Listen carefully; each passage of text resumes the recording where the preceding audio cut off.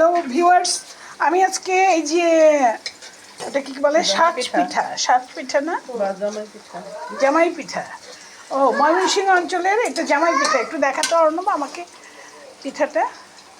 এই যে আগে দেখাই, এই যে খামিরটা এটা চুবাতে হয় না, এটা দেখাবো আমি একটু হালকা পাকা রেখে। হ্যাঁ হ্যাঁ, এই যে এই পিঠাটা বানিয়েছে, এই যে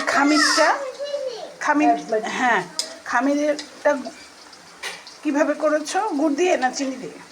আগে দিছি ডিম, হ্যাঁ ডিম চিনি হ্যাঁ আর বেকিং পাউডার একটু সামান্য দিলে হ্যাঁ একটু বেকিং পাউডার দিলেও হয়, না দিলেও হয়। হ্যাঁ, তারপরে চাউলের গুঁড়া পরিমাণ মতো, সাথে একটু ময়দা। হ্যাঁ, তারপরে এই যে এটা করে এটা যখন দিবা আমি একটু দেখাবো। ওটা তো নাস্তা খাবে, এই জন্য রেডি করছে, সব বিকালের আয়োজন করছে। হ্যাঁ, এই যে উঠালো, দুইটা হয়েছে, এই যে দেখাবে, আমি এখন দেখাবো। ও আগে গরম করে নাও না, হালকা রেখে। হ্যাঁ, তুমি এই ধারে আসো, আমি দেখাই। আচ্ছা, আমি এটা নাড়িয়ে দেখাই। হ্যাঁ, এই যে এই শাঁসটা একটু তেলের মধ্যে গরম করে নিয়ে এই যে এইভাবে করে একটু ফাঁকা রেখে এই যে পিঠাটা দিল। ফাইন, বাহ সুন্দর তো। আমি কখনো বানাইনি এই পিঠাটা। হ্যাঁ, এইদিকে আসো। হ্যাঁ হ্যাঁ, হতে থাকুক, আমি এটা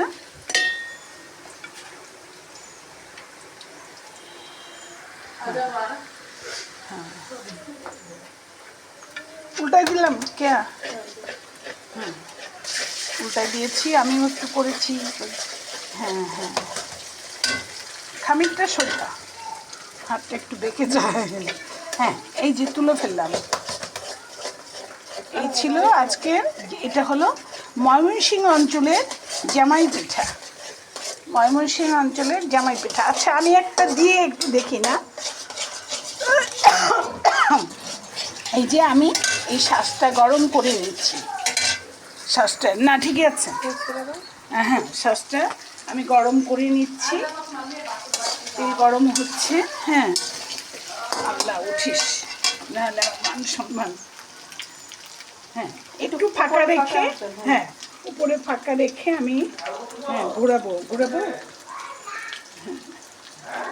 হ্যাঁ, এখন দিয়ে দিব। হ্যাঁ হ্যাঁ সুন্দর হয়েছে। বলতে হবে তো, আমি তো রাঁধুনি, শেফ। এই জন্যই তো হয়।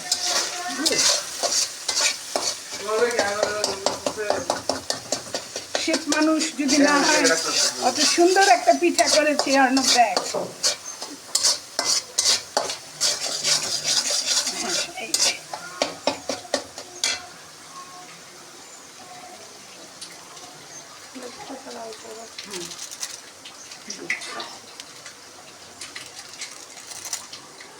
হ্যাঁ পারবো, ঠিক আছে।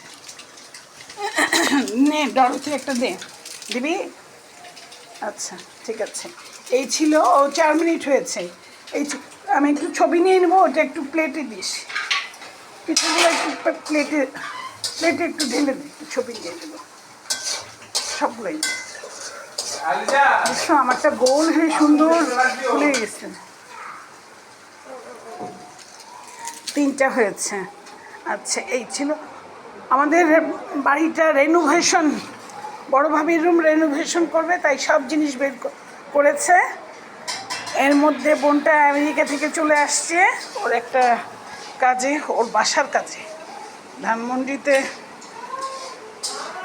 1800 স্কোয়ার ফিটের ফ্ল্যাট শ্বশুরবাড়ি থেকে পেয়েছে, সেই বাড়ির ভাড়া পাচ্ছে না, এইসব জন্য ও আসছে আমেরিকা থেকে।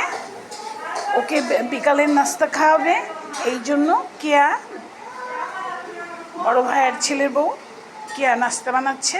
তার একটা অংশ আমি দেখালাম, আবার টেবিলটা সাজায় নেক, আবার আমি দেখাবো। এই তো 5 মিনিট হয়ে গেছে, হ্যাঁ আর 2 মিনিট নিব। কি হয় এই পিঠার মধ্যে ইচ্ছে করলে কি একটু রং দেওয়া যাবে? হ্যাঁ বিভিন্ন খাওয়ার রং, খাওয়ার দিতে পারো, কিন্তু এখানে তো তেলে দেওয়ার পর ব্রাউন কালারই হয়ে যাবে। ব্রাউন কালারই হবে। ভাজার সময় এই কালারই হবে হ্যাঁ না? হ্যাঁ,